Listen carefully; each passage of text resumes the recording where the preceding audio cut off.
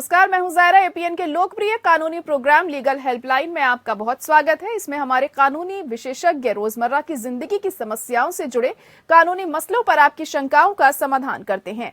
आप भी इस प्रोग्राम से जुड़कर फोन करके कानूनी राय ले सकते हैं। आज हम आपको प्रतिकूल कब्जा या एडवर्स पोजेशन और उससे जुड़े कानून की जानकारी देंगे।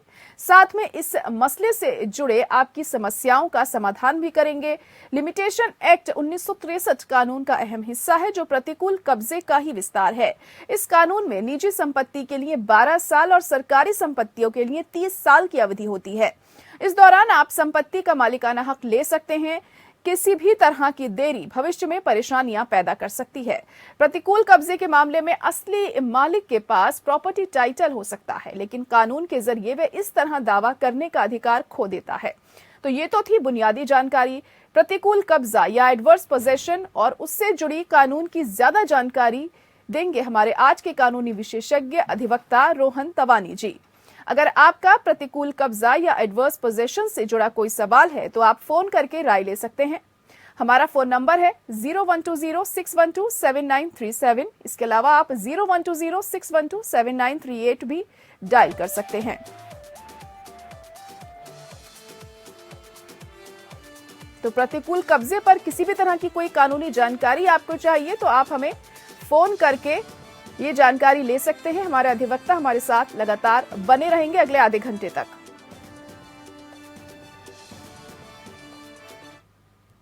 तो बिल्कुल, चलिए शुरुआत करते हैं अपने इस खास प्रोग्राम की, और हमारे अधिवक्ता भी बने हुए हैं लगातार हमारे साथ। पहला सवाल सर आपसे यही करना चाहूंगी मैं कि अब प्रतिकूल कब्जा या एडवर्स पोजेशन क्या होता है। सबसे पहले इसके बारे में हम जानना चाहेंगे ताकि हमारे दर्शक भी ये समझ सके।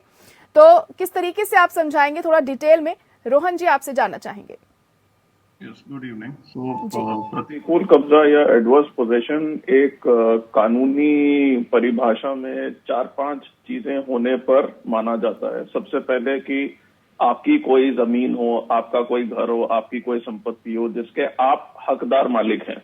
आपके पास सेल डीड है, गिफ्ट, टाइटल, विल, ऐसी सब डॉक्यूमेंट्स है, कानून आपको उसका मालिक मानता है। नंबर 1।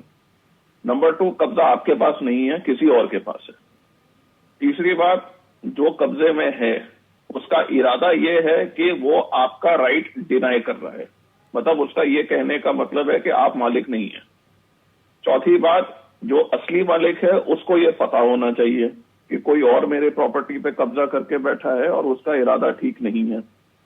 पांचवी बात, जब ये आपको पता चले और तब आपने 12 साल तक प्राइवेट प्रॉपर्टी के लिए कोई ऐसा कदम नहीं उठाया जिससे आप कानूनी तौर पर अपना हक जमा रहे हैं, तब एडवर्स पोजेशन 12 साल के बाद हो जाता है और जो कब्जे में बैठा हुआ है जमीन उसकी हो जाती है और आप उसको निकालने का सारा राइट खो देते हैं जी।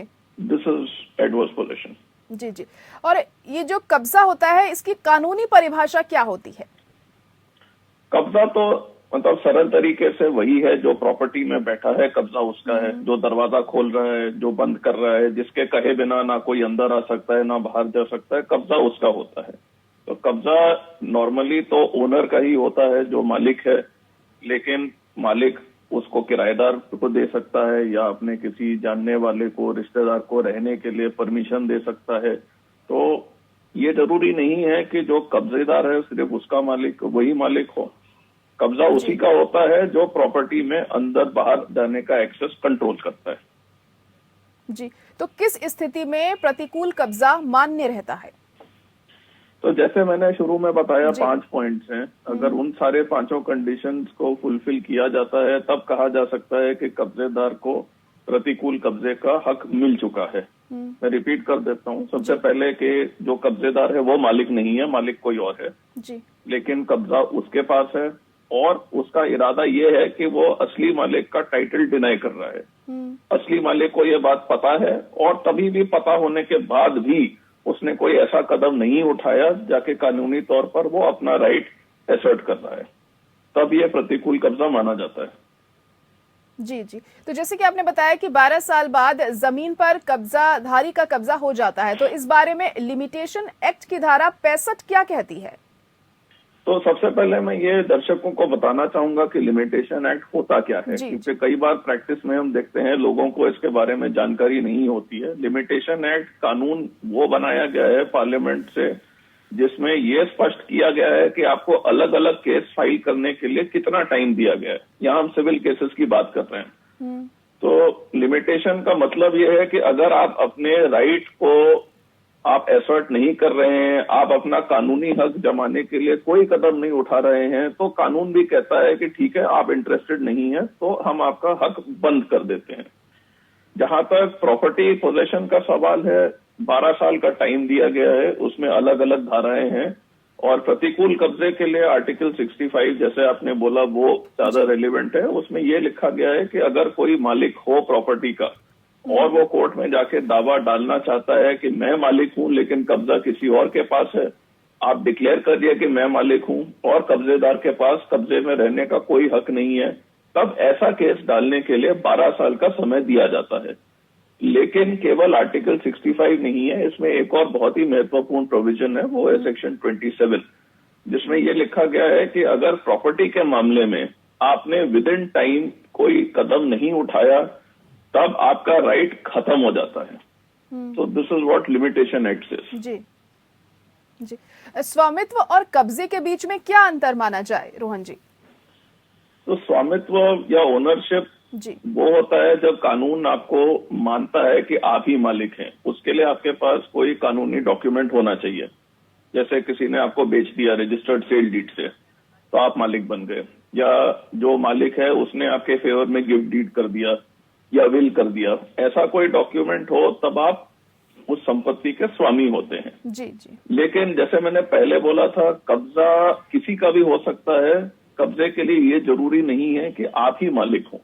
जी तो ये अंतर है एक बहुत ही बड़ा। जी जी। एक कॉलर इस वक्त हमारे साथ स्नेहलता इटावा से जुड़ चुकी हैं। स्नेहलता, सवाल पूछ सकती हैं आप अपना। जी नमस्कार जी, मैं बस इतना जानना चाहती हूँ, अगर किसी व्यक्ति ने हमारे पिताजी से धोखे में सिग्नेचर करा ली है। जी जी आगे बताइए। लग रहा है फिलहाल संपर्क उनसे हमारा टूट गया है। कुछ धोखाधड़ी के जरिए सिग्नेचर का ये मामला, शायद ये कुछ कहना चाह रही थी, तो ये आगे क्या कर सकती हैं, क्या सलाह देंगे?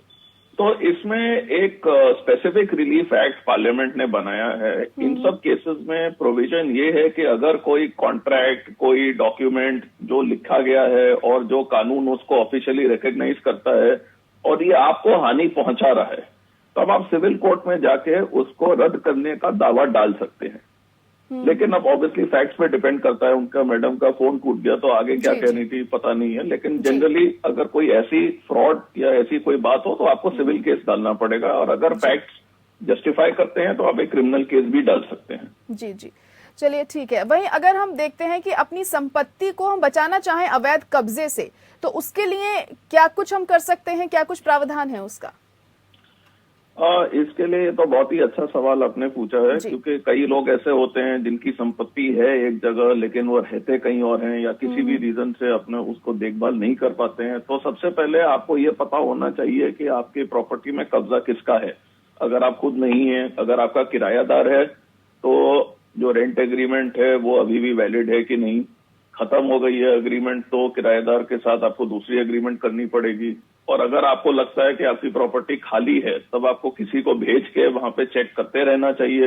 हो सके तो अपना एक साइन बोर्ड लगा दीजिए कि यहाँ का मालिक मैं हूँ। अगर आप कोई केयरटेकर रख सकते हैं या चौकीदार रख सकते हैं तो आप वो भी कर सकते हैं। तो जो कहने का मतलब ये है कि आपको सबसे पहले तो देखना पड़ेगा कि प्रॉपर्टी में कोई और बैठा है कि नहीं बैठा है। और अगर आपको पता चले या आपको कोई ऐसी आशंका हो कि मेरी संपत्ति पर कोई अपना कब्जा डालने की कोशिश कर रहा है, तब आपको तुरंत कानूनी कदम उठाने पड़ेंगे। जी बिल्कुल, ये करना चाहिए जाहिर तौर पर। एक कॉलर हमारे साथ छोटे लाल जबलपुर से जुड़ चुके हैं। छोटे लाल जी, सवाल पूछ सकते हैं आप अपना। जी मैडम, मेरा एक सवाल ये था कि मेरी जमीन है। जी बताइए। जी मैडम, मैं ये जानकारी जानना चाहता हूँ कि मेरी जमीन है। जी जी। मैंने 2013 में ली थी और उसका डाइवर्शन वगैरह सब मेरा हो गया है। जी। लेकिन लेकिन उसमें दूसरे लोगों ने कब्जा कर लिया है, जोत दे रहे हैं, मुझे जोतने वो नहीं दे रहे। जी जी जी। और मैंने उसमें थाने गया, FIR करने गया, फिर मैंने उसमें हदबंदी दायर की, हदबंदी में आदेश हो गया SDM के यहाँ से। तो RI कानून को नापने नहीं जा रहे हैं, वो दमंग हैं, गुंडे लोग हैं। अच्छा अच्छा, जी जी। तो वो मुझे जोतने भी ना FIR हो रही है, तो मुझे क्या करना चाहिए? क्या सलाह देंगे रोहन जी आप इनको? देखिए, आपको तो सिविल कोर्ट में जाना चाहिए। जहां तक आपने पुलिस की बात करी है, आपने सही कहा, SDM के पास पावर है, कोड ऑफ क्रिमिनल प्रोसीजर में प्रोविजन है सेक्शन 145, लेकिन वो सिर्फ लिमिटेड प्रोविजन है और वो सिर्फ SDM या एग्जीक्यूटिव मजिस्ट्रेट इस बात को देख सकते हैं कि उनके हिसाब से कब्जा किसके पास होना चाहिए और वो ऐसा लिमिटेड ऑर्डर कर सकते हैं। लेकिन अगर आप कह रहे हैं कि जमीन आपने खरीदी हुई है, तब आपको सिविल कोर्ट में ही दावा डालना पड़ेगा। सिविल कोर्ट पूरी एविडेंस कंसिडर करके ऑर्डर पास करेगी और उसे एग्जीक्यूट भी कर सकती है। तो अगर आपने अभी तक सिविल केस नहीं डाला है तो मेरी सलाह ये होगी कि आपको तुरंत वो करना चाहिए। छोटेलाल जी, उम्मीद है आपको जवाब मिल गया होगा। एक और कॉलर हमारे साथ पलवल से जुड़ चुके हैं, धर्मवीर जी। धर्मवीर जी, सवाल पूछ सकते हैं आप अपना। नमस्कार मैम। जी नमस्कार, कहिए। मैम एक्चुअली हमारा प्लॉट है पलवल में, जिसपे अवैध कब्जा कर लिया था किसी ने रास्ते में। रास्ता हमें नगर निगम से मिला था मैम। जी जी। तो वो अवैध कब्जा कर लिया, उसमें हम कोर्ट में भी गए तो हमें वो रास्ता ना दे के हमें दूसरा रास्ता दिया गया साइड से। अच्छा जी। जिसका हमने नक्शा पास करा रखा था नगर निगम से। तो इन्हें दूसरा रास्ता दे दिया जो ये चाह रहे थे। जिस रास्ते पे जो रास्ता हमें दिया गया था नगर निगम के माध्यम से, उस रास्ते पे किसी ने प्लॉट बना लिया। तो क्या कर सकते हैं ये अब रोहन जी, किस तरीके से अपने हक के लिए लड़ें? देखिए, हालांकि ये प्रतिकूल कब्जे का केस तो नहीं लग रहा है, क्योंकि रोड जो होता है, रास्ता, वो एक पब्लिक रास्ता होता है। अगर किसी को एक्सेस के लिए दिया गया है तो उसका एक लेआउट प्लान होना चाहिए वगैरह वगैरह। हालांकि साहब कह रहे हैं कि उन्होंने सैंक्शन करवाया है और अगर किसी ने उस पर कोई अवैध कंस्ट्रक्शन किया है तो उसके लिए आपको पहले अपने म्यूनिसिपैलिटी के पास जाना पड़ेगा, नगर निगम के पास। उनके पास एक कंप्लेंट करनी पड़ेगी कि रास्ते पर किसी ने कैसे कर दिया, क्योंकि इसका सैंक्शन तो नहीं हो सकता अगर पब्लिक रास्ते पर किसी ने कंस्ट्रक्शन किया है। और अगर वो कोई एक्शन नहीं ले रहे हैं तो आप हाई कोर्ट भी जा सकते हैं रिट फाइल करने के लिए, या अगर आपके नगर निगम के कानून में कोई ऐसा प्रोविजन है कि डिस्ट्रिक्ट कोर्ट में नगर निगम के खिलाफ कोई केस फाइल कर सके तो आप उसको करिए। चलिए धर्मवीर जी, ठीक है, चलिए आपको जवाब मिल गया होगा। शकुंतला देवी एक और कॉलर हमारे साथ इस वक्त जुड़ चुकी हैं। शकुंतला देवी जी, सवाल पूछ सकती हैं आप अपना।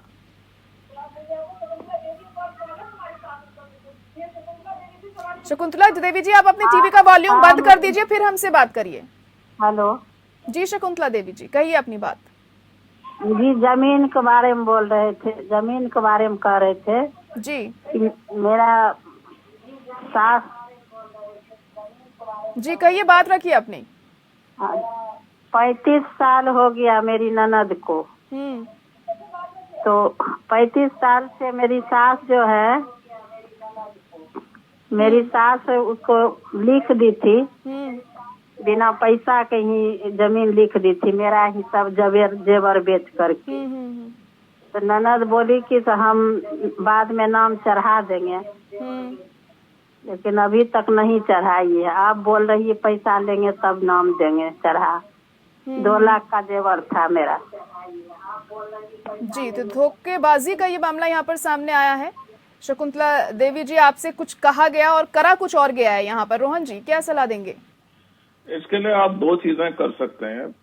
सबसे पहले तो आपको ये दिखाना पड़ेगा कि वाकई में आपके जेवरात लेके बेचे गए थे और उसका पैसा लगाया गया था। अगर आप ये साबित कर सकते हैं तो आप एक पुलिस कंप्लेंट भी फाइल कर सकते हैं धोखेबाजी का, और आपको सिविल कोर्ट जाके अपना हक मांगना पड़ेगा। लेकिन आपको ये साबित जरूर करना पड़ेगा कि इसमें आपके पैसे लगे हैं जी। ये बहुत जरूरी है आपके लिए। और हम बात कर रहे हैं प्रतिकूल कब्जे से जुड़ी हुई, अधिवक्ता भी हमारे साथ लगातार बने हुए हैं रोहन जी, और एक कॉलर हमारे साथ इस वक्त जुड़ चुके हैं, धर्मेंद्र। धर्मेंद्र जी, सवाल पूछ सकते हैं आप अपना। जी सर। जी धर्मेंद्र जी, कहिए, अपनी बात रखिए। हेलो वकील साहब। जी धर्मेंद्र जी, हम सुन पा रहे हैं आपको, कहिए। वकील साहब, हमारा मकान है डिस्ट्रिक्ट संभल में, यूपी में। हेलो जी जी, कहिए अपनी बात, सुन रहे हैं सर आपको। तो हमारा मकान है, तो वहाँ पर जो है एक कमरा बना हुआ है, आबादी की जगह है। तो वहाँ पर एक पड़ोसी ने हमारे मकान पर कब्जा किया था। तो उसने कब्जा किया था, तो कब्जा जो है हमने 6 महीने के बाद में उसे छुटा लिया। पुलिस में एफआईआर की, पुलिस ने सुनवाई नहीं की, लेकिन पीछे से हमने दबाव डलवा करके पुलिस से कब्जा कराया, उसको खिलाफ मुकदमा भी करवा दिया। उसने क्या किया, उसने सिविल कोर्ट में मुकदमा डाल दिया कि हमने जो है 12 साल पहले इनके ससुर से मकान खरीद लिया, लेकिन उसके पास में कोई भी कागज नहीं है, नहीं कोई हमने अंगूठा निशानी दी है, नहीं कुछ किया। अब मकान हमारे कब्जे में है। पुलिस ने उस पर 3 धारा मुकदमा कायम कर दिया है, 504, 506, 444 धाराओं में मुकदमा कायम किया है। और उसके भी जांच दाखिल नहीं हुई है, 1 साल हो गई जी। तो वो अब हमारे कब्जे में, क्या वो ऐसे में वो मकान से अपना मुकदमा जीत सकता है? वकील हमने भी कर दिया है अपना खड़ा अपनी तरफ से। जी जी, रोहन जी क्या सलाह देना चाहेंगे इन्हें? देखिए, अगर आप कह रहे हैं कि उनके पास कोई ऐसा कागज नहीं है जिससे वो दिखा सकें कि उन्होंने आपके पूर्वजों से जमीन खरीदी थी या मकान खरीदा था, तो सिविल कोर्ट को उनकी बात मानना थोड़ा सा मुश्किल होगा। ऐसे कई केसेस आते हैं, लेकिन जो कोई दावा कर रहा है कि मैं मालिक हूं, उसके ऊपर है कि प्रूव करना कि वाकई में मैं मालिक हूं। उसके लिए उसको एविडेंस दिखानी पड़ेगी, और अगर नहीं है तो केस तो आपको जीतना ही चाहिए ऑर्डिनरी कोर्स में। चलिए, उम्मीद है आपको अपना जवाब मिला होगा। एक और कॉलर हमारे साथ अर्जुन प्रजापति लखनऊ से, अरविंद प्रजापति लखनऊ से जुड़ चुके हैं। अरविंद जी, सवाल पूछ सकते हैं आप अपना। मैडम मेरी ये, हेलो जी जी, हम सुन पा रहे हैं आपको, बात रखिए अपनी। जी जी मैम, मेरे सास का वो मामला है। मेरे यहाँ मेरी सास और उनके भाई 2 लोग हैं, और उन दोनों का अलग अलग बंटवारा हो चुका। उसके बाद भी उनके भाई ने उनको मुकदमा कर दिया हुआ है, और उसके बाद क्या वो प्रॉपर्टी उनकी लड़कियों के नाम होगी? रोहन जी, क्या सलाह देना चाहेंगे आप इन्हें? देखिए, ये कह रहे हैं कि पहले इनके बीच में बंटवारा हो चुका है, तो बिना इसके फैक्ट्स को जाने थोड़ा सा ये सवाल देना मुश्किल है। लेकिन अगर बंटवारा ठीक तरीके से हुआ है तो जिसके हक में बंटवारे की प्रॉपर्टी आई है वो तो आगे दे ही सकते हैं जी, अगर ठीक तरीके से हुआ है तो। चलिए ठीक है, एक और कॉलर हमारे साथ जुड़ चुके हैं जी। बलवान शर्मा हमारे साथ इस वक्त जुड़ चुके हैं। कहिए शर्मा जी, अपना सवाल पूछ सकते हैं, क्या जानना चाहेंगे? मैं साहब ये जानना चाहूँ जी कि मतलब मैंने एक से पैसे ले लिए थे 1 करोड़ 5 लाख, फिर ले लिया। फिर उन्होंने कहा था मतलब 20 महीने उससे जिम्मेदार में मतलब जमीन को सेल करके आपको रिटर्न करूंगा। लेकिन उस पर मैंने लोन ले रखा है HDFC बैंक से जी, तो मैं उसको 31 लाख बैंक को दे दूँ, इतना करूँ, ऐसे करेंगे। मैं तो जमीन कर्जा चुकाने के लिए बेची थी। तो उस समय तो उसने हाँ कर ली, ठीक है कोई बात ना है, तो एफिडेविट दे देना। मैंने उसको एफिडेविट दे दिया, 1 बार ना 2 बार दे दिया। मैडम का मेरे नाम जो दोनों जमीन थी वो हो गई बात फाइनल। जी जी। अब बाद बीच में वो यूँ कह रहा था कि मतलब भाई मैं तो नहीं मानू, मुझे तो रजिस्ट्री करा। मैंने किया, इस पर लोन है, LOC नहीं मिलेगी, लोडिंग सर्टिफिकेट मैं तहसीलदार से मिला, मैंने मिठाई पानी खिला के उसको मतलब रजिस्ट्री करा लूँ। जी भगवान जी, कहीं ना कहीं ये पूरा मामला धोखाधड़ी का ही यहाँ पर सामने आता हुआ दिखाई दे रहा है। आपसे उन्होंने कुछ कहा लेकिन आपको पैसे नहीं दिए गए वहां पर। तो रोहन जी, आप इनको क्या सलाह देना चाहेंगे इस मसले को लेकर?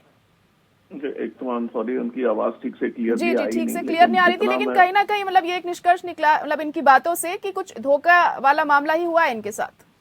तो अगर धोखेबाजी है तो फिर इनको दोनों पुलिस केस और सिविल केस दोनों करना पड़ेगा। वो करना पड़ेगा कि पैसे दिए और ऐसी कोई प्रॉमिस हुई थी जिसका पालन नहीं किया गया। चलिए ठीक है, तमाम कॉलर्स जुड़ रहे हैं हमारे साथ। चलिए फिलहाल आगे बढ़ते हैं और बात हम कर रहे हैं जिस तरीके से प्रतिकूल कब्जे के क्या कुछ प्रावधान होते हैं कानूनी तौर पर।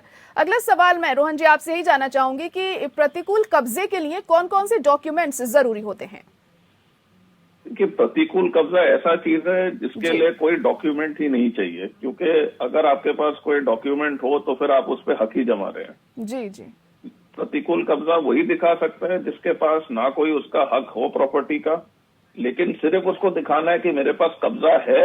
मैं ये चाहता हूं कि असली मालिक का कब्जा न रहे, उसकी ओनरशिप में डिनाई करूं और उसको जानने के बावजूद वो उसने केस फाइल नहीं किया। ऐसे कोई स्पेसिफिक डॉक्यूमेंट की जरूरत नहीं है इसके लिए। जी जी। एक और कॉलर हमारे साथ इस वक्त जुड़ गए हैं, सुशील छत्तीसगढ़ से। सुशील, अपना सवाल पूछ सकते हैं आप, क्या जानना चाहते हैं? जी मैम। जी। एक जमीन है मैम, वो ना 45 डिसमिल का है। जी। सुशील, आप अपने टीवी का वॉल्यूम बंद कर दीजिए पहले, फिर हमसे बात करिए। हाँ मैडम जी। जी। तो उसमें का जी चलिए, कहिए, अपनी बात रखिए। उसमें का 15 दूनी 30 डिसमिल हम लोग लिए मैडम। तो जी। तो जो है, हाँ, तो जो है ना उसमें का 15 दूनी 30 डिसमिल लिए हैं और रजिस्ट्री भी हो गया है, तो 15 डिसमिल बचा है। तो 3 भाई का जमीन था, जो 3 भाई का जमीन था, तो वो लोग काबिज ऐसे से बोल रहे थे पूर्व पश्चिम दिशा की ओर, जबकि नक्शा कटा है उत्तर से दक्षिण दिशा की ओर। तो उसमें का जो एजेंट है, दलाल है, उसमें 1 डिसमिल बाद में हम लोग से रजिस्ट्री कराया है और बोल रहे हैं कि काबिज ऐसा था। तो क्या उसके आधार पर वो लोग अपना जमीन को ले सकते हैं क्या? नहीं। जी जी।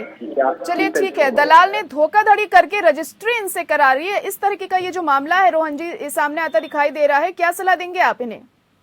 देखिए, सबसे पहले तो आपको देखना पड़ेगा कि आपके पास एग्रीमेंट कैसी बनी है, और अगर उसके हिसाब से काम नहीं हुआ है तो आप अपना कोर्ट के सामने हक जरूर रख सकते हैं। और अगर किसी ने बीच में आपके और आपके दूसरी पार्टी के बीच में किसी दलाल ने गलती करी है तो आप उसके खिलाफ केस जरूर फाइल करिए, पुलिस केस भी करिए और सिविल केस भी करिए।